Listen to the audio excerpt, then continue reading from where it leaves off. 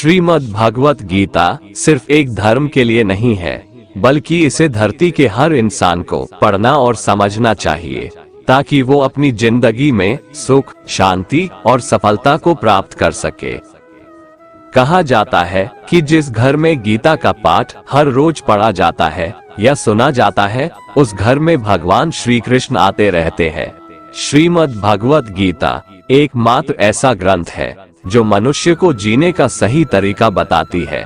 गीता जीवन में धर्म, कर्म और प्रेम का पाठ पढ़ाती है। श्रीमद् भगवत गीता का ज्ञान मानव जीवन और जीवन के बाद का जीवन दोनों के लिए उपयोगी माना गया है। गीता संपूर्ण जीवन दर्शन है और इसका अनुसरण करने वाला व्यक्ति सर्वश्रेष्ठ होता है। भगवत गीता में कुल 18 अध्याय है और 700 श्लोक है, जिसे सभी के लिए पढ़ पाना थोड़ा मुश्किल है। इसीलिए आज के इस बेहद ही खास वीडियो में हम संपूर्ण गीता सार के बारे में बात करने वाले हैं, जिन्हें जानकर आप श्रीमद् भगवत गीता का सही मतलब समझ पाएंगे। इसलिए इन विचारों को आप हर रोज रात में सोने से पहले सुने। तो चलिए अब देर नहीं करते हुए वीडियो शुरू करते हैं। भगवान श्री कृष्ण कहते हैं, जो हुआ अच्छा हुआ, जो हो रहा है अच्छा हो रहा है, और जो होगा वह भी अच्छा ही होगा। तुम भूत का पश्चाताप मत करो, भविष्य की चिंता भी मत करो, अभी तो वर्तमान चल रहा है। दोस्तों, एक बार की बात है, एक राजा और मंत्री कुछ सैनिकों को लेकर जंगल में शिकार पर गए। शिकार के समय तलवार निकालते हुए राजा का अंगूठा कट गया। राजा परेशान हो गए। उसने तुरंत अपने सैनिकों से कहा, सैनिकों जल्दी से जाओ और वैद्य जी को बुलाकर लाओ। देखो मेरा अंगूठा कट गया, कितना खून बह रहा है। इतने में पीछे से मंत्री आए और बोले कि इस चोट पर कपड़ा बांध लीजिए और आराम कीजिए, जो होता है अच्छे के लिए होता है। राजा को मंत्री पर गुस्सा आ गया। वह मंत्री से बोले, मंत्री ये बात तुम कह रहे हो, मैं तो तुम्हें अपना हितैषी समझता था। राजा ने सैनिकों को आदेश दिया कि मंत्री को ले जाकर कारागार में बंद कर दो, पूरी रात कोड़े से पीटना और सुबह फांसी पर चढ़ा देना। महाराजा की आज्ञा पाकर सैनिकों ने मंत्री को बंदी बना लिया और राजमहल के कारागार में ले जाकर बंद कर दिया। राजा कुछ सैनिकों को लेकर शिकार के लिए फिर से जंगल में निकल गए और फिर कुछ समय बाद जंगल में तूफान आया, जिससे राजा अपने सैनिकों से बिछड़ गया।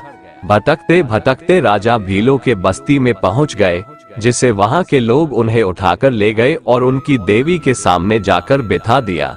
पुजारी उसकी बलि चढ़ाने वाला ही था कि एक भील बोला, इसका तो अंगूठा कटा हुआ है, ये तो अशुद्ध है, हम इसकी बलि नहीं दे सकते। और उन्होंने इस तरह राजा को छोड़ दिया और राजा की जान बच गई।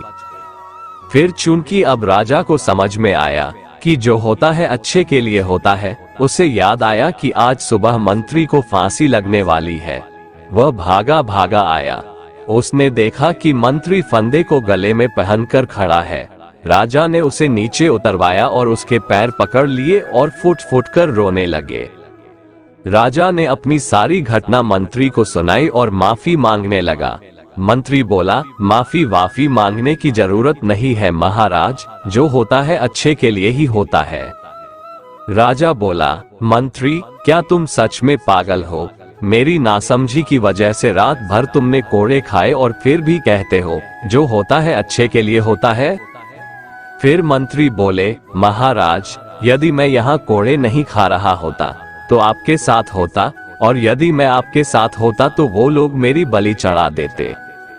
अब राजा को समझ में आया कि सच में जो होता है अच्छे के लिए होता है और ईश्वर जो भी कुछ करता है अच्छे के लिए ही करता है। दोस्तों, जब कोई चीजें हमारे मन मुताबिक नहीं होती है तो हम चिंतित और उदास हो जाते हैं, जबकि हमें ऐसा करने से बचना चाहिए और सब कुछ ईश्वर की आज्ञा मानकर उनके भरोसे छोड़ देना चाहिए, क्योंकि जो कुछ भी हो रहा है या होने वाला होता है वे सभी चीजें हमारी अच्छे के लिए होता है।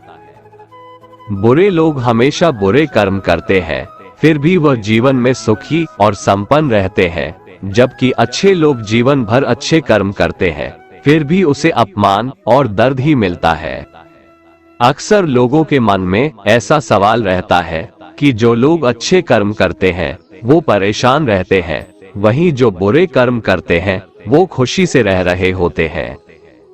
अच्छे कर्म करने वाले परेशान होते हैं कि आखिर उन्हें इतनी परीक्षा क्यों देनी पड़ रही है, जबकि जो अधर्म की राह में है वो खुश है और जिंदगी का लुत्फ उठा रहे हैं। अक्सर लोग सोचते हैं कि अब अच्छाई का जमाना ही नहीं रहा।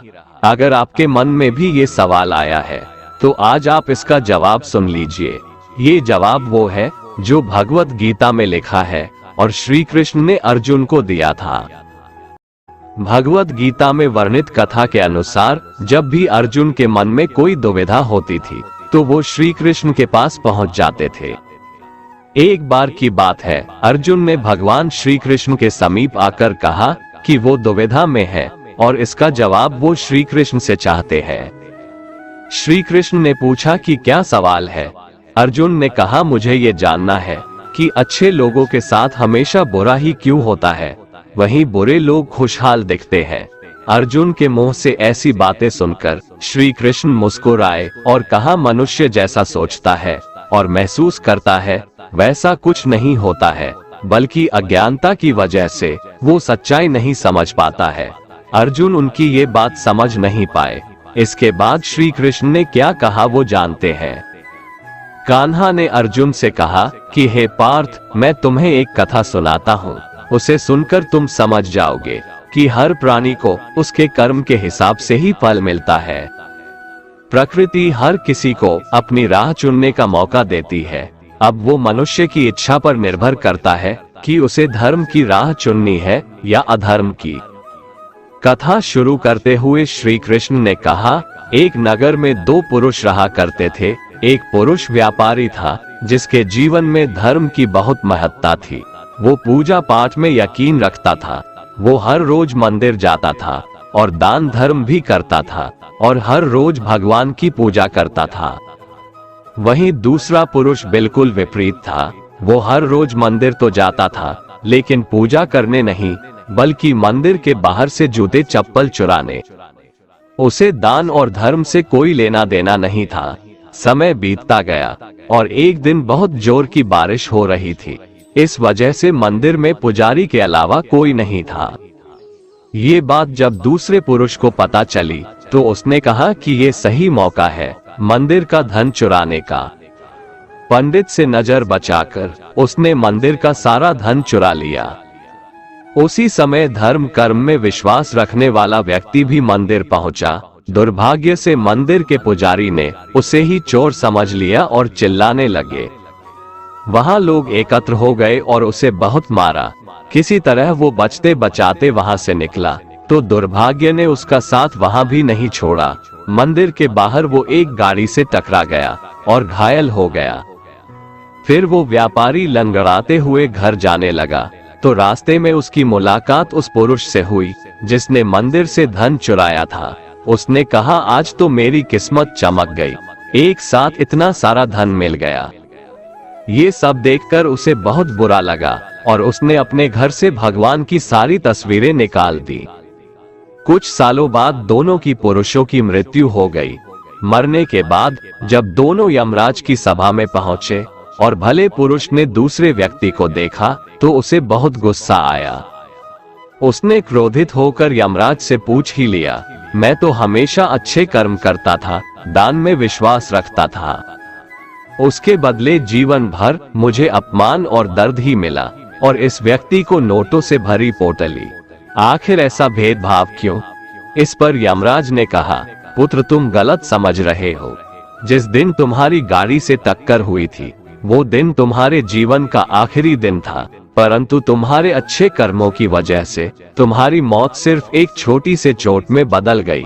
तुम इस दुष्ट व्यक्ति के बारे में जानना चाहते हो? दरअसल इसके भाग्य में राजयोग था, मगर इसके कुकर्मों और अधर्म की वजह से वो सिर्फ एक छोटी सी धन की पोटली में बदल गया। कथा सुनाने के बाद श्री कृष्ण अर्जुन से कहते हैं, पार्थ क्या अब तुम्हें तुम्हारे सवाल का जवाब मिल गया? ऐसा सोचना कि भगवान तुम्हारे कर्मों को नजरअंदाज कर रहे हैं, ये बिल्कुल भी सत्य नहीं है। भगवान हमें कब, क्या किस रूप में दे रहा है मनुष्य को समझ में नहीं आता है, मगर आप अच्छे कर्म करते रहें तो भगवान की कृपा हमेशा बनी रहती है। इसलिए अपने अच्छे कर्मों को बदलना नहीं चाहिए, क्योंकि उसका फल हमें इसी जीवन में मिलता है। इसलिए मनुष्य का फर्ज है कि वो हमेशा अच्छे कर्म करते रहें, क्योंकि श्री कृष्ण ने गीता में भी बताया है कि किसी के द्वारा किया गया कर्म बेकार नहीं जाता है, चाहे वो अच्छा हो या बुरा। भगवान श्री कृष्ण कहते हैं, तुम्हारा क्या गया जो तुम रोते हो? तुम क्या लाए थे जो तुमने खो दिया? तुमने क्या पैदा किया था जो नष्ट हो गया? न तुम कुछ लेकर आए, जो लिया यहीं से लिया, जो दिया यहीं पर दिया, जो लिया इसी भगवान से लिया, जो दिया इसी को दिया। खाली हाथ आए, खाली हाथ चले। जो आज तुम्हारा है कल किसी और का था, परसों किसी और का होगा। तुम इसे अपना समझकर मग्न हो रहे हो, बस यही प्रसन्नता तुम्हारे दुखों का कारण है। श्री कृष्ण कहते हैं, क्यों व्यर्थ चिंता करते हो? किससे व्यर्थ डरते हो? कौन तुम्हें मार सकता है? आत्मा न पैदा होती है न मरती है। दोस्तों, जीवन और मृत्यु भाग्य की बात है, इससे कहीं भी छिपा या बचा नहीं जा सकता। जब तक जिंदगी है तब तक कोई आपको मार नहीं सकता, लेकिन अगर मृत्यु निकट हो तो कोई कोशिश आपको बचा नहीं सकती। एक बार की बात है, एक कौवे की गरुड़ से दोस्ती हो गई। दोनों काफी समय साथ गुजारते थे। उनमें मित्रता इतनी गहरी हो गई थी कि आपस में कभी कोई बात नहीं छिपाते थे। एक दिन दोनों एक नदी के किनारे पेड़ पर बैठे बात कर रहे थे। तभी एक यमदूत उधर से गुजरा। वो कौवे को देखकर मुस्कुराया। गरुड़ और कौवे ने उस यमदूत को अनदेखा किया और अपनी बातों में लग गए। लेकिन अगले दिन फिर वही हुआ। दोनों बातें कर रहे थे, तभी वो यमदूत फिर उधर से गुजरा। वो फिर कौवे को देखकर मुस्कुराया। इस बार कौवे को कुछ शंका हुई। उसने गरुड़ से कहा कि ये यमदूत मुझे देखकर कल भी मुस्कुराया था और आज भी वैसे ही मुस्कुराया। कुछ गड़बड़ है, हो सकता है मेरी मृत्यु आने वाली है। गरुड़ ने उसे समझाया कि ऐसा कुछ नहीं है, ये एक संयोग भी हो सकता है, तुम चिंता मत करो। 2-3 दिन और ऐसे ही निकले। रोज यमदूत कौवे को देखकर मुस्कुराता। अब तो कौवे को यकीन हो गया कि निश्चित ही मेरी मौत नजदीक है। उसने गरुड़ से कहा, मित्र, मैं मरना नहीं चाहता, लेकिन ये यमदूत जरूर 1-2 दिन में मेरे प्राण निकाल कर ले जाएगा। ये रोज ही मुझे देखकर मुस्कुराता है। गरुड़ को भी लगा कि हो सकता है कौवे का शक सही हो। उसने कौवे को धैर्य बंधाया। गरुड़ ने कौवे से कहा, तुम चिंता मत करो मित्र, मैं तुम्हें यहाँ से इतनी दूर ले जाऊंगा कि ये यमदूत तुम्हें दिखाई ही ना दे। गरुड़ ने कौवे को अपनी पीठ पर बैठाया और उस जंगल से हजारों किलोमीटर दूर कैलाश पर्वत पर ले गया। दोनों को अब ये डर नहीं रहा कि यहाँ कोई उन्हें परेशान कर सकता है। लेकिन वे जैसे ही कैलाश पर्वत पर पहुंचकर एक गुफा तक पहुंचे, वहां वो यमदूत पहले से ही मौजूद था। उसने कौवे को देखते ही उस पर पाश फेंककर उसके प्राण निकाल लिए। गरुड़ देखता रह गया। उसने यमदूत से पूछा, तुमने इसे मारा क्यों? यमदूत ने कहा कि इसकी मौत इसी समय लिखी थी, इसलिए इसके प्राण निकाल लिए। गरुड़ ने फिर पूछा, तो फिर तुम इसे देखकर उस जंगल में मुस्कुराते क्यों थे? इसे मारना ही था तो वहीं मार देते। यमदूत ने जवाब दिया, इसकी मौत कैलाश पर्वत पर ही लिखी थी, लेकिन 4-5 दिन पहले इसे उस जंगल में देखकर मुझे ये आश्चर्य हो रहा था कि ये इतने कम समय में वहां पहुंचेगा कैसे, क्योंकि इसके पंख भी छोटे हैं और ये लंबी उड़ान भी नहीं भर सकता, तो हजारों योजन दूर कैलाश तक ये पहुंचेगा कैसे? यही सोचकर मैं रोज मुस्कुराकर गुजर जाया करता था। लेकिन भाग्य देखो, तुम इसके परम मित्र ही इसे यहाँ तक इतने कम समय में ले आए। भगवान श्री कृष्ण कहते हैं, ये संसार मेरी ही माया है, ये संसार मुझसे ही उत्पन्न हुआ है। मैं ही इसका पालन पोषण करता हूँ और मैं ही इस सृष्टि का विनाश करता हूँ। मैं जल में रस हूँ, चंद्रमा और सूर्य में प्रकाश हूँ, संपूर्ण वेदों में ओंकार हूँ, आकाश में शब्द और पुरुषों में पुरुषत्व हूँ। मैं ही सूर्य रूप से तपता हूँ, वर्षा का आकर्षण करता हूँ और उसे बरसाता हूँ। हे अर्जुन, मैं ही अमृत और मृत्यु हूँ, सत असत भी मैं ही हूँ। मैं धरती की मधुर सुगंध हूँ, मैं अग्नि की ऊष्मा हूँ, सभी जीवित प्राणियों का जीवन और सन्यासियों का आत्म स्वयं भी मैं ही हूँ। मैं भूत, वर्तमान और भविष्य के सभी प्राणियों को जानता हूँ, लेकिन वास्तविकता में मुझे कोई नहीं जानता। हमेशा शक करने वाला व्यक्ति कभी शांति प्राप्त नहीं कर पाता है। वह ना तो इस लोक में धन, ऐश्वर्य या यश की प्राप्ति कर सकता है और ना ही परलोक में स्वर्ग की प्राप्ति कर सकता है, क्योंकि जब तक मनुष्य किसी भी विषय में संशय युक्त रहता है तब तक वह उस विषय में सफलता नहीं पा सकता। इसलिए संदेह करने से बचे। भगवान श्री कृष्ण कहते हैं, कर्मयोग ही वह योग है जिसके माध्यम से हम अपनी जीवात्मा से जुड़ पाते हैं। कर्मयोग हमारे आत्मज्ञान को जागृत करता है। इसके बाद हम न केवल अपने वर्तमान जीवन के उद्देश्यों को बल्कि जीवन के बाद की अपनी गति का पूर्वाभास प्राप्त कर सकते हैं। इस योग में कर्म के द्वारा ईश्वर की प्राप्ति की जाती है। श्रीमद् भगवद गीता में कर्मयोग को सर्वश्रेष्ठ माना गया है। गृहस्थ और कर्मठ व्यक्ति के लिए ये योग अधिक उपयुक्त है। कर्म योग सिखाता है कि कर्म के लिए कर्म करो, आसक्ति रहित होकर कर्म करो। कर्मयोगी इसीलिए कर्म करता है कि कर्म करना उसे अच्छा लगता है और इसके परे उसका कोई हेतु नहीं है। कर्मयोगी कर्म का त्याग नहीं करता, वह केवल कर्मफल का त्याग करता है और कर्म जनित दुखों से मुक्त हो जाता है। उसकी स्थिति इस संसार में एक दाता के समान है और वह कुछ पाने की कभी चिंता नहीं करता। वह जानता है कि वह दे रहा है और बदले में कुछ मांगता नहीं और इसीलिए वह दुख के चंगुल में नहीं पड़ता। कर्म फल का त्याग कर धर्मनिरपेक्ष कार्य का संपादन भी पूजा के समान हो जाता है। संसार का कोई कार्य ब्रह्म से अलग नहीं है, इसलिए कार्य की प्रकृति कोई भी हो, निष्काम कर्म सदा ईश्वर को ही समर्पित हो जाता है। पुनर्जन्म का कारण वासनाओं या अतृप्त कामनाओं का संचय है। कर्मयोगी कर्मफल के चक्कर में ही नहीं पड़ता, अतः वासनाओं का संचय भी नहीं होता। इस प्रकार कर्मयोगी पुनर्जन्म के बंधन से भी मुक्त हो जाता है।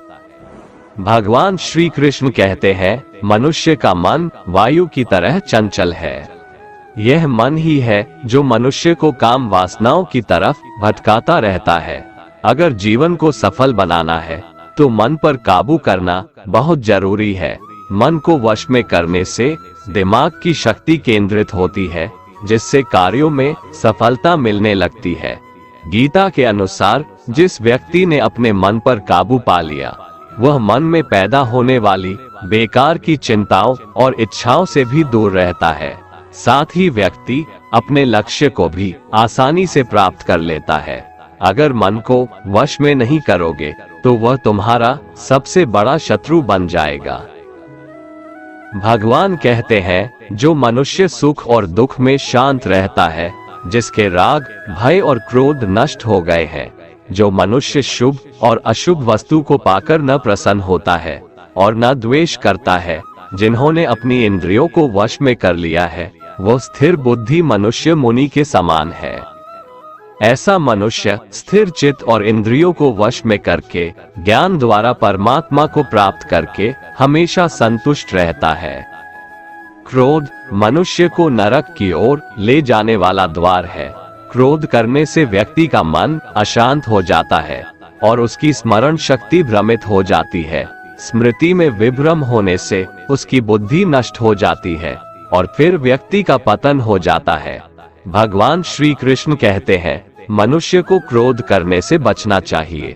कितना भी गुस्सा आए, स्वयं को शांत रखने का प्रयास करें। श्री भगवान कहते हैं, जिस प्रकार समुद्र की स्थिति अचल है, भारी से भारी आंधी तूफान आने पर या अनेक नदियों के जल प्रवाह उसमें प्रविष्ट होने पर भी वह अपनी स्थिति से विचलित नहीं होता, मर्यादा का त्याग नहीं करता, उसी प्रकार परमात्मा के स्वरूप में स्थित योगी की स्थिति भी सर्वथा अचल होती है। बड़े से बड़े सांसारिक सुख दुखों का संयोग वियोग होने पर भी उसकी स्थिति में जरा भी अंतर नहीं पड़ता। वह योगी परमात्मा में नित्य, निरंतर, अटल और एकरस स्थित रहता है। जो मनुष्य संपूर्ण कामनाओं को त्याग कर ममता रहित, अहंकार रहित और स्पृहा रहित होकर विचरण करता है, वही मनुष्य शांति को प्राप्त कर पाता है। जिस प्रकार प्रकाश की ज्योति अंधेरे में चमकती है, ठीक उसी प्रकार सत्य भी चमकता है। इसलिए व्यक्ति को सदैव सत्य के मार्ग पर चलना चाहिए। सत्य कभी दावा नहीं करता है कि मैं सत्य हूँ, लेकिन झूठ हमेशा दावा करता है कि सिर्फ मैं ही सत्य हूँ। इस संपूर्ण संसार में कोई भी व्यक्ति महान नहीं जन्मा होता है, बल्कि उसके कर्म उसे महान बनाते हैं। सही कर्म वह नहीं है जिसके परिणाम हमेशा सही हो, अपितु सही कर्म वह है जिसका उद्देश्य कभी गलत ना हो। श्रेष्ठ पुरुष जैसा आचरण करता है, अन्य पुरुष भी वैसा ही आचरण करते हैं। वो जो कुछ प्रमाण देता है, समस्त मनुष्य समुदाय उसी के पद चिन्हों पर अपने रास्ते चुनता है। इसलिए सज्जन व्यक्तियों को सदैव अच्छा व्यवहार करना चाहिए। जो मनुष्य ईश्वर में श्रद्धा नहीं रखते, वो अज्ञानी मनुष्य जीवन में कभी भी सुख, शांति और सफलता को प्राप्त नहीं कर पाते। ऐसे मनुष्य की बुद्धि विपरीत हो जाती है। वे लौकिक और पारलौकिक सब प्रकार के सुख साधनों को विपरीत ही समझने लगते हैं। इसी कारण वे विपरीत आचरणों में प्रवृत्त हो जाते हैं। इसके फलस्वरूप उनका इस लोक में और परलोक में पतन हो जाता है। वे अपनी वर्तमान स्थिति से भी भ्रष्ट हो जाते हैं और मरने के बाद उनको अपने कर्मों का फल भोगने के लिए सूकर, कुकर आदि नीच योनियों में जन्म लेना पड़ता है या घोर नरक में पड़कर भयानक यातनाएं भोगनी पड़ती है। भगवान श्री कृष्ण कहते हैं, जो मनुष्य अपने कर्तव्यों का पालन करते हुए विपरीत परिस्थितियों में भी अपने धर्म के मार्ग पर अडिग रहता है और उसके कारण अगर उसकी मृत्यु भी हो जाती है, तो वह मृत्यु भी उसके लिए परम कल्याणकारक बन जाता है और उस मनुष्य को स्वर्ग की प्राप्ति होती है। हे अर्जुन, मेरे और तुम्हारे बहुत से जन्म हो चुके हैं। उन सबको तू नहीं जानता, किंतु मैं जानता हूँ। मैं अजन्मा और अविनाशी हूँ। मैं समस्त प्राणियों का ईश्वर होते हुए भी अपनी प्रकृति को अधीन करके अपनी योग माया से प्रकट होता रहता हूँ। जब जब इस धरती पर धर्म की हानि और अधर्म की वृद्धि होती है, तब तब अधर्म का विनाश और धर्म की पुनर्स्थापना हेतु मैं अपने एक नए रूप को रचता हूँ और लोगों के सम्मुख प्रकट होता रहता हूँ। मनुष्य मेरी जिस भी रूप की पूजा करते हैं, मैं भी उनको उनकी भावना के अनुसार उसी रूप में दर्शन देता हूँ। मनुष्य जिस जिस भाव से मेरी उपासना करते हैं, मैं उनके उस भाव का ही अनुसरण करता हूँ। जो मेरा चिंतन करता है, उसका मैं चिंतन करता हूँ। जो मेरे लिए व्याकुल होता है, उसके लिए मैं भी व्याकुल हो जाता हूँ। जो मुझे अपना सर्वस्व अर्पण कर देता है, मैं भी उसे अपना सर्वस्व अर्पण कर देता हूँ। इस मनुष्य लोक में सांसारिक भोग के लिए लोग इंद्र आदि देवताओं की उपासना करते हैं, क्योंकि देवताओं का पूजन करने वालों को उनके उपासना का फल तुरंत मिल जाता है। लेकिन मैं ऐसा नहीं करता हूँ। मेरे भक्त यदि सकाम भाव से भी मेरा भजन करते हैं, तो भी मैं उनकी उसी कामना को पूर्ण करता हूँ, जिसकी पूर्ति से उनका विषयों से वैराग्य होकर मुझ में प्रेम और विश्वास बढ़ता है। इसीलिए सांसारिक मनुष्यों को मेरी भक्ति का फल शीघ्र मिलता हुआ नहीं दिखता है और इसलिए वे मंद बुद्धि मनुष्य कर्मों का फल शीघ्र प्राप्त करने की इच्छा से अन्य देवताओं का ही पूजन किया करते हैं। इंसान हमेशा अपने भाग्य को कोसता है, ये जानते हुए भी कि भाग्य से भी ऊंचा उसका कर्म है जो उसके स्वयं के हाथों में है। जो हुआ वो अच्छा हुआ, जो हो रहा है वह भी अच्छा हो रहा है, जो होगा वह भी अच्छा ही होगा। जो बीत गया उसका तुम पछतावा ना करो और भविष्य की चिंता भी ना करो, अभी तो वर्तमान चल रहा है। जो पुरुष ना किसी से द्वेष करता है और ना किसी चीज की आकांक्षा करता है, वैसा कर्मयोगी पुरुष सन्यासी के समान है और वह पुरुष सुखपूर्वक संसार बंधन से मुक्त हो जाता है। ना तो मैं किसी के भाग्य का निर्माण करता हूँ और ना ही किसी के कर्मफल का निर्माण करता हूँ। मनुष्य अपने द्वारा किए कर्मों का ही फल भोगता है और उसी से उसके भाग्य का निर्माण होता है। मनुष्य स्वयं ही अपना मित्र है और स्वयं ही अपना सबसे बड़ा शत्रु भी है। ज्ञानी मनुष्य कर्मयोग या भक्ति योग से एक ही जन्म में इस समुद्र रूपी संसार से निकलकर परमात्मा को प्राप्त कर लेता है और अज्ञानी मनुष्य काम, क्रोध, लोभ, मोह में फंसकर 84 लाख योनियों में भटकता रहता है। भगवान श्री कृष्ण कहते हैं, भगवत प्राप्ति के लिए कर्म करने वाला कोई भी मनुष्य दुर्गति को प्राप्त नहीं होता है। इस लोक में या परलोक में वह जहाँ भी रहता है वो परमात्मा के मार्ग में आगे ही बढ़ता रहता है। हे अर्जुन, जिनकी बुद्धि माया ने हर ली है, जो जानबूझकर पाप कर्मों में ही लिप्त हैं, जो मुझे जानने की चेष्टा भी नहीं करते, ऐसे मनुष्य को जीवन में और जीवन के बाद के जीवन में भी कष्टों से मुक्ति नहीं मिल पाता है। जो मनुष्य अंत काल में भी मुझको स्मरण करता हुआ शरीर त्यागता है, वह मेरे परम धाम को प्राप्त होता है, इसमें कोई संशय नहीं है। देवताओं को पूजने वाले देवताओं को प्राप्त होते हैं, पितरों को पूजने वाले पितरों को प्राप्त होते हैं, भूतों को पूजने वाले भूतों को प्राप्त होते हैं और मेरा पूजन करने वाले भक्त मुझको ही प्राप्त होते हैं, इसलिए मेरे भक्तों का पुनर्जन्म नहीं होता। जो कोई भक्त मेरे लिए प्रेम से पत्र, पुष्प, फल, जल आदि अर्पण करता है, उस शुद्ध बुद्धि निष्काम प्रेमी भक्त का प्रेम पूर्वक अर्पण किया हुआ वह पत्र, पुष्प मैं सद्गुण से प्रकट होकर प्रेम पूर्वक खाता हूँ। भगवान श्री कृष्ण कहते हैं, हे अर्जुन, तू जो कर्म करता है, जो खाता है, जो हवन करता है, जो दान देता है और जो तप करता है, वह सब मुझे अर्पण कर, मैं तुम्हें मुक्ति प्रदान करूंगा। मेरे लिए ना तो कोई प्रिय है और ना ही अप्रिय, परंतु जो भक्त मुझको प्रेम से भजते हैं वो मुझ में है और मैं उनमें हूँ। यदि कोई दुराचारी भी अनन्य भाव से मेरा भक्त बनकर मुझको भजता है, तो वह पुरुष भी साधु के समान है, क्योंकि उसने भली भांति निश्चय कर लिया है कि परमेश्वर के भजन के समान अन्य कुछ भी नहीं है। स्त्री, वैश्य, शूद्र, भूत, पिशाच, चांडाल कोई भी हो, वो मेरी शरण में आकर परम गति को प्राप्त होते हैं। हमारे तामसिक गुण हमारे अंदर हीन भावना पैदा करके हमें खुद को उदास और नुकसान पहुंचाते हैं और हमारे राजसिक गुण हमें ईर्ष्यालु और लोभी बना देते हैं। भगवान श्री कृष्ण कहते हैं, हर मनुष्य को तामसिक और राजसिक गुणों को खत्म करके अपने सात्विक गुणों से परिचित होना पड़ेगा। सात्विक गुण वो है जो आत्मा को अपने आसपास की हर चीज से जोड़े रखता है और उन्हें प्यार करना सिखाता है। किसी का अच्छा ना कर सको तो बुरा भी मत करना, क्योंकि दुनिया कमजोर है लेकिन दुनिया बनाने वाला नहीं। जिंदगी में हम कितने सही हैं और कितने गलत हैं, ये केवल दो लोग जानते हैं, एक परमात्मा और दूसरी हमारी अंतरात्मा। अपने आप को भगवान के प्रति समर्पित कर दो, यही सबसे बड़ा सहारा है।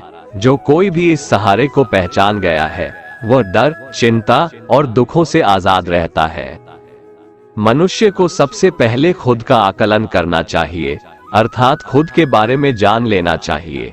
खुद की काबिलियत और क्षमता को जानना ही मनुष्य को आत्मज्ञान की प्राप्ति करा सकता है। जब तक मनुष्य खुद के बारे में जान नहीं लेगा, तब तक उस मनुष्य का उद्धार नहीं हो सकता। श्रीमद् भगवत गीता में भगवान श्री कृष्ण कहते हैं कि हर एक मनुष्य को अपने आप पर पूरा पूरा भरोसा करना चाहिए, क्योंकि जो लोग खुद पर विश्वास करते हैं वह अवश्य ही सफलता प्राप्त करते हैं। ऐसा भी बताया जाता है कि जो व्यक्ति जैसा विश्वास करता है, आखिरकार वैसा ही बन जाता है। सुख और दुख सर्दी और गर्मी के समान है। आज अगर दुख है तो कल सुख भी अवश्य होगा। इसलिए इन दोनों ही परिस्थितियों में मनुष्य को संयम से काम लेना चाहिए। जो मनुष्य अपने सभी काम में मन लगाकर अपना कार्य करते हैं और वो छोटे से छोटे कार्यों में भी खुशी ढूंढ ही लेते हैं, वो लोग निश्चित ही अंत में सफलता प्राप्त करते हैं। वहीं दूसरी तरफ ऐसे मनुष्य भी होते हैं जो अपने काम को बस एक बोझ समझकर बस पूरा कर देना चाहते हैं और अपने किसी भी काम को सही ढंग से नहीं करते हैं। तो ऐसे मनुष्य हमेशा ही अपने जीवन में पीछे रह जाते हैं। जो लोग स्वार्थी प्रवृत्ति के हैं, जो सिर्फ अपना मतलब साधने में लगे रहते हैं, जिन्हें दूसरों की भलाई से कोई मतलब नहीं है, ऐसे लोगों का कभी भला नहीं होता। श्री कृष्ण ने गीता सार में उन लोगों के लिए इस उपदेश के माध्यम से बहुत बड़ी सीख दी है। भगवान कहते हैं, स्वार्थ शीशे में फैली धूल की तरह है, जिसकी वजह से व्यक्ति अपना प्रतिबिंब ही नहीं देख पाता। इंसान का स्वार्थ उसे अन्य लोगों से दूर ले जाकर नकारात्मक हालातों की तरफ धकेलता है, जिसके चलते व्यक्ति अकेला रह जाता है। अगर आप चाहते हैं कि आप भी अपना जीवन खुशीपूर्वक व्यतीत करें, तो इसके लिए यह जरूरी है कि आप अपने स्वार्थ को कभी अपने पास नहीं आने दें, क्योंकि स्वार्थी मनुष्य दोस्ती भी सिर्फ अपना स्वार्थ निकालने के लिए करते हैं। ईश्वर हमेशा मनुष्यों का साथ देता है। जो व्यक्ति इस प्रभावशाली सत्य को मान लेता है, तो उसका जीवन पूरी तरह बदल जाता है। सृष्टि निर्माता ईश्वर ही है जो संपूर्ण जगत को चला रहा है। वहीं इंसान तो बस ईश्वर की हाथ की एक कठपुतली है। इसलिए इंसान को कभी अपने भविष्य या फिर अतीत की चिंता नहीं करनी चाहिए, क्योंकि हर विकट परिस्थिति में ईश्वर इंसान का साथ देता है और उसे मुश्किल से बाहर निकालता है। इसलिए हम सभी को ईश्वर पर भरोसा रखना चाहिए। श्रीमद्भगवत गीता में श्री कृष्ण ने यह उपदेश दिया है कि अपने काम को पहले प्राथमिकता दें और पहले अपने काम को पूरा करने की कोशिश करें, तभी दूसरे का काम करें। क्योंकि जो लोग पहले अपने काम को नहीं करते और दूसरे का काम करते रहते हैं, वे लोग अक्सर परेशान रहते हैं। मनुष्य अपने हृदय से जो दान कर सकता है, वो अपने हाथों से नहीं कर सकता, और मौन रहकर जो कुछ वो कह सकता है, वो शब्दों से नहीं कह सकता। जो चीजें हमारे दायरे से बाहर हो, उसमें समय गंवाना मूर्खता ही होगी। किसी भी व्यक्ति को ना तो समय से पहले और ना ही भाग्य से अधिक कुछ मिलता है, लेकिन उसे पाने के लिए सदैव प्रयत्नशील रहना चाहिए। जो मनुष्य मेरे पर मन लगाते हैं, मेरी भक्ति करते हैं, मैं उनको वो सब कुछ प्रदान करता हूँ जो उनके पास नहीं है, और जो उनके पास है, मैं उनकी रक्षा भी करता हूँ। इसलिए ये बहुत जरूरी है कि हम अपने बुरे वक्त में परमात्मा पर भरोसा रखें। भगवान श्री कृष्ण कहते हैं, कितना भी बुरा वक्त आ जाए, कभी विचलित नहीं होना चाहिए, बल्कि डटकर उसका सामना करना चाहिए। क्योंकि इस संसार का नियम है, जो आया है उसे दुख का सामना करना पड़ेगा। रोने से और चिंता करने से कोई फायदा नहीं होने वाला है, बल्कि इससे दुख और बढ़ेगा। जीवन में आगे बढ़ने के लिए और अपनी अलग पहचान बनाने के लिए यदि आपको क्रांतिकारी भी बनना पड़े, तो इससे पीछे न हटें। कहने का सीधा मतलब ये है कि जरूरत के हिसाब से खुद में बदलाव करें और समाज के बारे में न सोचते हुए अपने काम पूरे करें। जीवन में दोस्तों की भूमिका बहुत अहम होती है। सच्चे दोस्तों की पहचान हमेशा मुश्किल वक्त में ही होती है।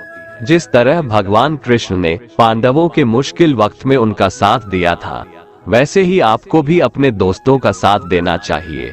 इसके साथ ही आपको ऐसे ही दोस्त बनाने चाहिए जो आपके मुश्किल वक्त में आपके साथ खड़े रहें। जीवन में हार जीत लगी रहती है, लेकिन सफलता सिर्फ उसी व्यक्ति को मिलती है जो अपनी गलतियों और हार से सीख लेकर आगे बढ़े। हार कर निराश होना किसी भी समस्या का हल नहीं है। किसी भी परिस्थितियों से लड़ने के लिए उसके लिए एक बेहतर रणनीति बनाना बहुत जरूरी है।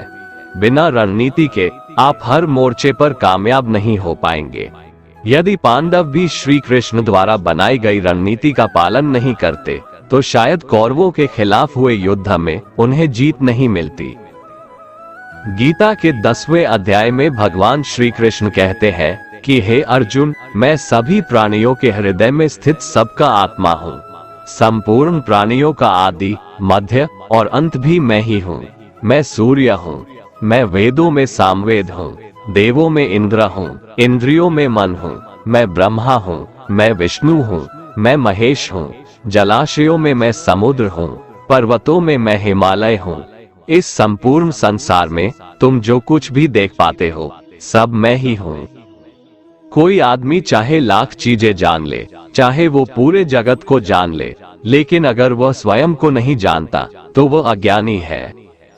अगर कोई आपको ठुकरा दे तो बुरा मत मानना, क्योंकि वे वास्तव में आपकी कीमत नहीं जानते।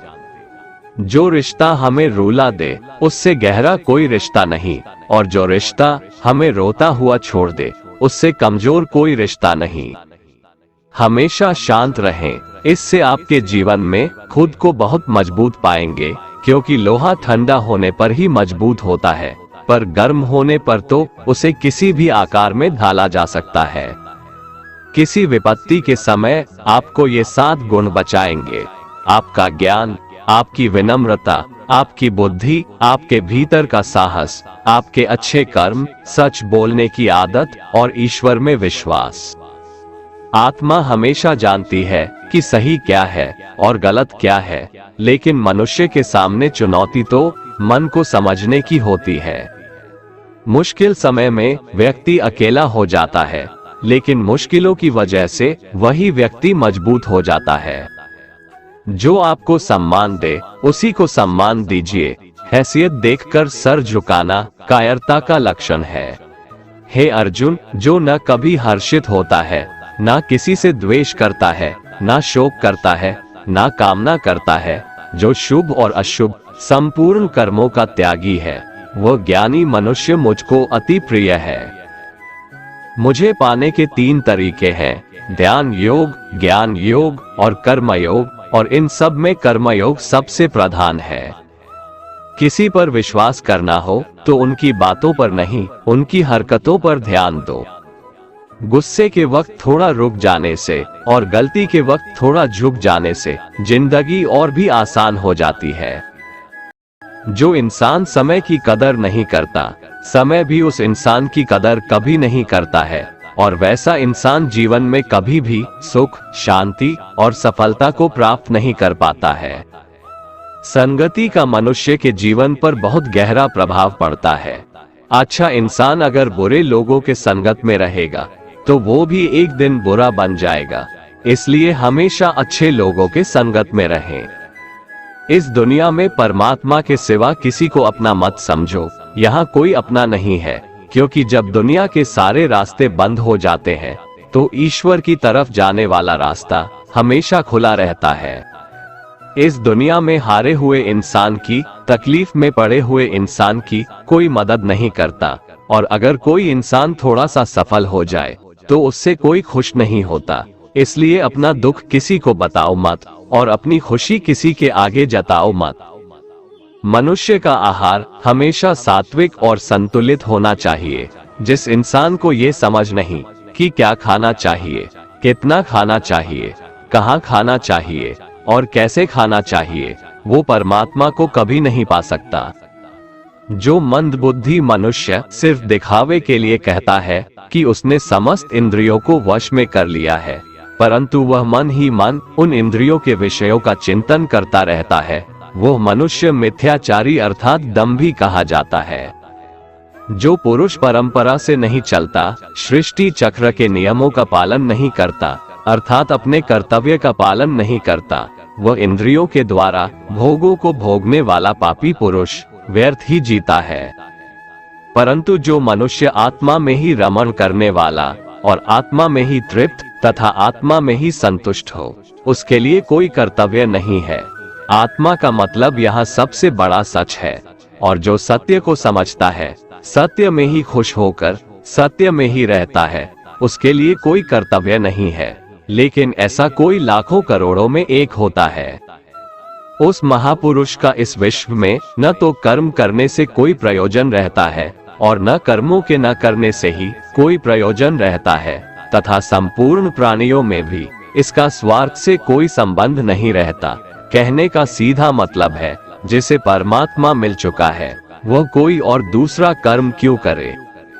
जो ज्ञानी है, जिन्हें ईश्वर की सच्चाई मालूम हो चुकी है, उनकी ये जिम्मेदारी बन चुकी है कि उनके काम करने के तरीके से कहीं किसी और के मन में काम करने के प्रति अश्रद्धा या अपमान ना पैदा हो जाए।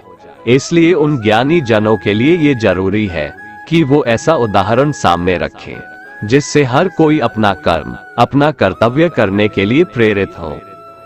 तामसिक गुण वाले व्यक्ति आलस्य या नींद इसी प्रकार के कर्म करते हैं। राजसिक गुण वाले बात बात पर शौर्य या बहादुरी दिखाने का काम करते हैं, लेकिन ज्ञानी मनुष्य जानते हैं उसके गुण ही उससे कर्म करवा रहे हैं, और जो ज्ञानी नहीं होते वो समझते हैं कि सब कुछ वही कर रहे हैं। उठाकर फेंक दो उन रिश्तों को गहरे समुंदर में जिनमें वक्त पड़ने पर स्वार्थ और मतलब की बदबू आती हो।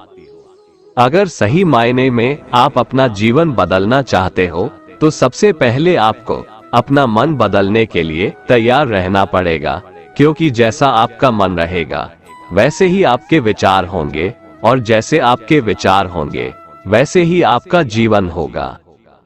जो जा रहा है उसे जाने दो, वो आज रुक भी गया तो कल चला ही जाएगा। आप जितने सरल, सीधे और नर्म दिल के रहोगे उतना ही चतुर और बेईमान लोगों द्वारा खदेड़ दिए जाओगे। जिंदगी में सब कुछ दोबारा मिल सकता है, पर वक्त के साथ खोया हुआ रिश्ता और भरोसा दोबारा नहीं मिलता। भरोसा उसी पर करना जो निभाने के लायक हो। कुछ पल का साथ तो अर्थी उठाने वाले भी दे देते हैं। सच्चे लोगों पर भी उतना विश्वास रखिए जितना दवाइयों पर रखते हैं। बेशक थोड़े कड़वे होंगे पर आपके लिए फायदेमंद होंगे। उन लोगों से तो दूरियां ही ठीक है जिन्होंने आपकी नजदीकियों की कभी कदर नहीं की। बड़ा वही होता है जो छोटों के दर्द को समझ सके। कौन क्या कर रहा है, कैसे कर रहा है, क्यों कर रहा है, इन सब से आप जितना दूर रहेंगे उतना ही खुश रहेंगे। हर रिश्ते की अलग अलग सीमाएं होती है, लेकिन बात जब आत्मसम्मान की हो तो वहां पर हर रिश्ता समाप्त कर देना ही उचित होता है। सुबह की नींद इंसान की इरादों को कमजोर बनाती है। मंजिल को हासिल करने वाले लोग कभी देर तक नहीं सोते। मदद एक ऐसी घटना है, करो तो लोग भूल जाते हैं और ना करो तो लोग याद रखते हैं। इंसान दो लोगों से हमेशा हार जाता है, एक अपने परिवार से और दूसरा अपनी पसंद के इंसान से। मूर्ख इंसान अपना तो नुकसान करता ही है, लेकिन जो उसकी मदद करता है उसका भी नुकसान करता है। जीवन में इतने व्यस्त हो जाओ कि पछतावा, दुख, नफरत, डर के लिए समय ही ना बचे। कोई भरोसा तोड़े तो उसका भी धन्यवाद करे। वो हमें सिखाते हैं कि भरोसा सोच समझकर करना चाहिए। जीवन में सुख शांति चाहते हैं तो अपनी समस्याओं और आलोचनाओं को खुद पर हावी ना होने दें। जन्म से मिले रिश्ते तो प्रकृति की देन है, लेकिन खुद के बनाए रिश्ते आपकी पूंजी है, इन्हें संभाल कर रखिए। किसी व्यक्ति के गुण दोषों का निर्धारण करने से पूर्व अपनी दृष्टि को निष्पक्ष और पारदर्शी बनाना आवश्यक होता है। किसी को अपनी कमजोरी मत बताओ, क्योंकि अक्सर लोग दूसरों की कमजोरी का फायदा उठा लेते हैं। जिंदगी में दो लोगों को कभी मत भूलना, एक वो जिसने तकलीफ दी हो और दूसरा वो जिसने तकलीफ में साथ दिया हो। भगवान श्री कृष्ण कहते हैं, तू मन छोटा मत किया कर, जहां तेरे अपने मुंह फेर लेंगे वहां मैं तुम्हारा साथ दूंगा। तू किसी के आगे इतना भी मत झुक कि वो तुम्हें गिरा हुआ समझने लग जाए। लोग तुम्हारी कदर तभी करेंगे जब तुम उन्हें उन्हीं की तरह नजरअंदाज करना सीख जाओगे। दीपक का जीवन इसलिए वंदनीय नहीं है कि वह जलता है, बल्कि इसलिए वंदनीय है कि वह दूसरों के लिए जलता है, दूसरों से नहीं जलता। कामयाबी और नाकामयाबी दोनों जिंदगी के हिस्से हैं, दोनों ही स्थायी नहीं है। जिंदगी की आधी शिकायतें यूं ही दूर हो जाएगी अगर लोग एक दूसरे के बारे में बोलने की जगह एक दूसरे से बोलना सीख जाएंगे। विश्वास किसी पर इतना करो कि वो तुम्हारे साथ छल करते समय खुद को दोषी समझे, और प्रेम किसी से इतना करो कि उसके मन में सदैव तुम्हें खोने का डर बना रहे। चार वेदों का अर्थ नहीं भी जानो तो कोई बात नहीं, लेकिन समझदारी, जवाबदारी, वफादारी और ईमानदारी, इन चार शब्दों का मर्म जान लो तो भी जीवन सार्थक हो जाएगा। समबुद्धि युक्त पुरुष पुण्य और पाप दोनों को इसी लोक में त्याग देता है, अर्थात उनसे मुक्त हो जाता है। जिस काल में तेरी बुद्धि मोह रूप दलदल को भली भांति पार कर जाएगी, उस समय तू सुने हुए और सुनने में आने वाले इस लोक और परलोक संबंधी सभी भोगों से वैराग्य को प्राप्त हो जाएगा। हे अर्जुन, जिस काल में मनुष्य मन में स्थित संपूर्ण कामनाओं को भली भांति त्याग देता है और आत्मा से आत्मा में ही संतुष्ट रहता है, उस काल में वह स्थित प्रज्ञ कहा जाता है। दुखों की प्राप्ति होने पर जिसके मन में उद्वेग नहीं होता, सुखों की प्राप्ति में जो सर्वथा स्पृहा रहित है तथा जिसके राग, भय और क्रोध नष्ट हो गए हैं, ऐसा मुनि स्थिर बुद्धि कहा जाता है।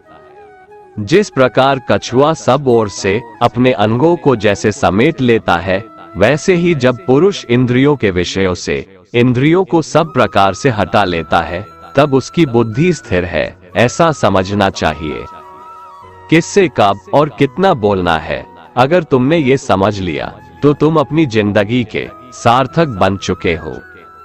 कान्हा कहते हैं, मैं ना तो तुम्हारी महंगी भेंट से प्रसन्न होता हूँ और ना ही दिखावटी दान दीक्षा से।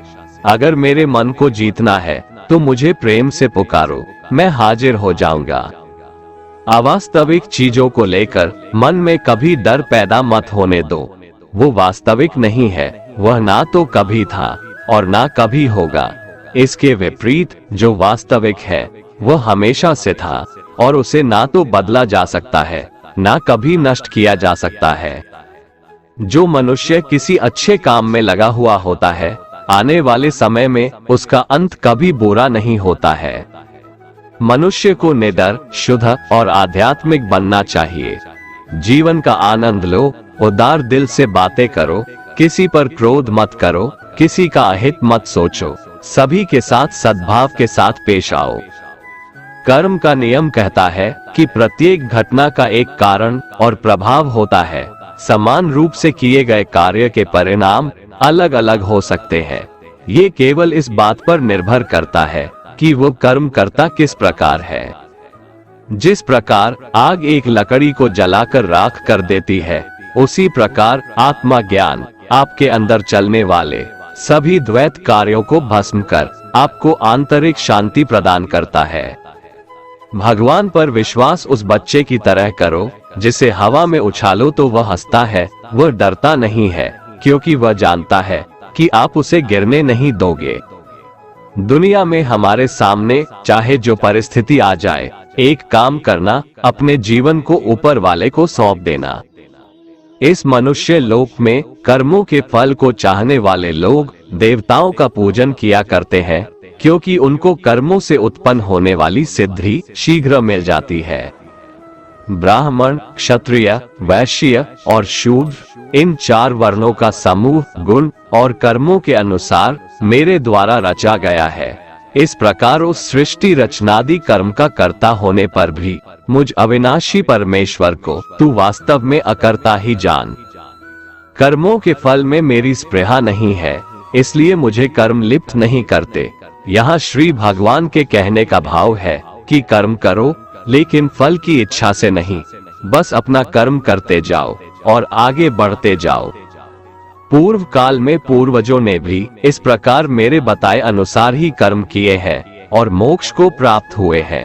इसलिए अगर तू भी मोक्ष को पाना चाहता है तो पूर्वजों द्वारा सदा से किए जाने वाले कर्मों को ही कर।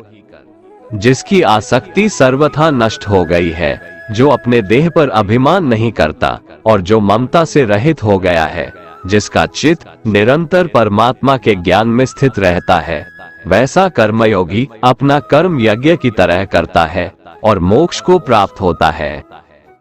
जो अपना सब कुछ परमात्मा को अर्पित कर देता है, जिसके लिए परमात्मा ही सब कुछ है, जो अपने हर कर्म में परमात्मा को देखता है और हर कर्म परमात्मा के लिए करता है, वैसा कर्मयोगी मोक्ष का अधिकारी होता है। जो मनुष्य मुझसे परम प्रेम करके इस परम रहस्य युक्त गीता शास्त्र को मेरे भक्तों में कहेगा, वह मुझको ही प्राप्त होगा, इसमें कोई संदेह नहीं है। उससे बढ़कर मेरा प्रिय कार्य करने वाला मनुष्यों में कोई भी नहीं है, तथा पृथ्वी भर में उससे बढ़कर मेरा प्रिय दूसरा कोई भविष्य में होगा भी नहीं। जो मनुष्य श्रद्धायुक्त दोषों से रहित होकर इस गीता शास्त्र का श्रवण भी करेगा, वह भी सभी पापों से मुक्त होकर मेरे परम धाम को प्राप्त होगा। दोस्तों, अगर आपको हमारा ये वीडियो पसंद आया तो कमेंट में जय श्री राधे कृष्ण लिखें और ऐसे ही प्रेरणादायक वीडियो देखने के लिए हमारे चैनल को सब्सक्राइब कर लें। जय श्री राधे कृष्ण।